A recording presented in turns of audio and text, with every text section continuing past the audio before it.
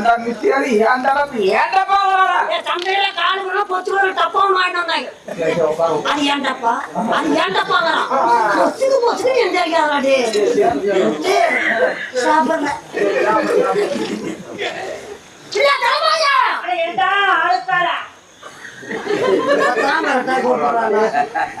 எங்க போற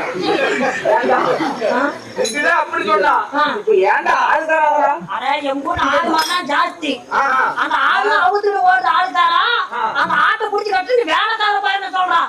நீ சொல்ல என்ன சொல்ல ரொம்ப நாள் ஆகுதுறோம்.